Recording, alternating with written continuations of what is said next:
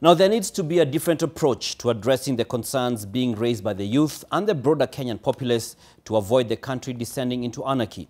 This is the reiteration of leaders from different spaces amid the growing calls to end the youth-driven peaceful protests that have swept across the country amid rising concerns that criminal elements are now infiltrating the demonstrations, leading to widespread destruction, as we have seen in different parts of the country, looting and mayhem.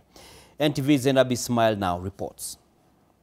The peaceful intentions of Gen Z protesters who initially sought government accountability has been overshadowed by chaos that ensued during Tuesday's demonstrations as the situation turned ugly when criminal gangs raided shops, robbed individuals, set property on fire, dramatically altering the face of the protests.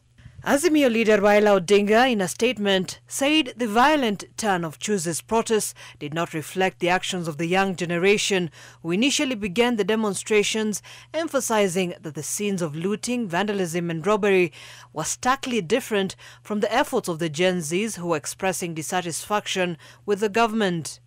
The statement reads, and I quote, "People who were clearly not the Gen Z that started the initial protests hijacked it, looted businesses, attacked innocent Kenyans, and destroyed critical infrastructure."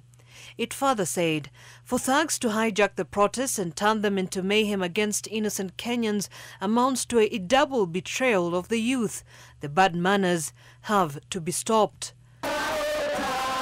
Further, Deputy President Rigathi Gachagua has also asked young people to suspend the planned protests to guard against criminals whose sole aim was to advance chaos in the country.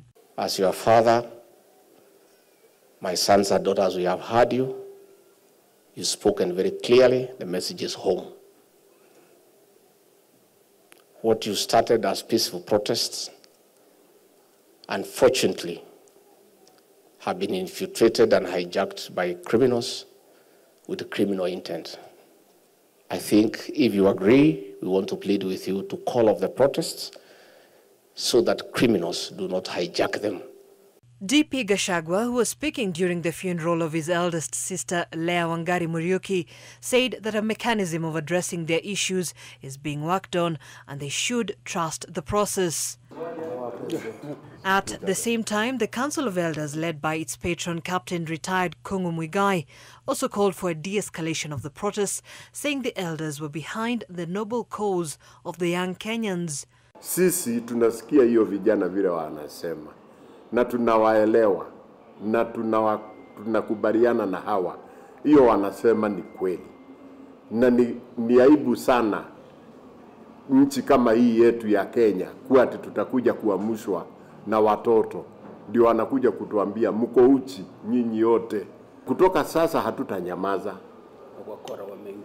Hii vijana wakituambia wazee kumeharibika, tutakuja.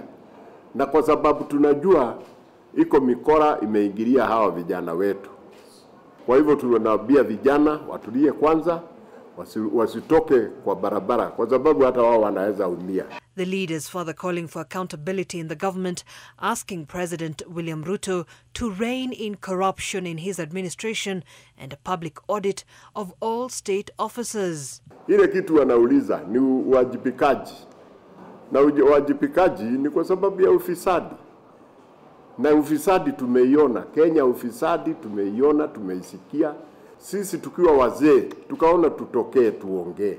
Sisi hatuna nguvu ya kukimbia kwa barabara.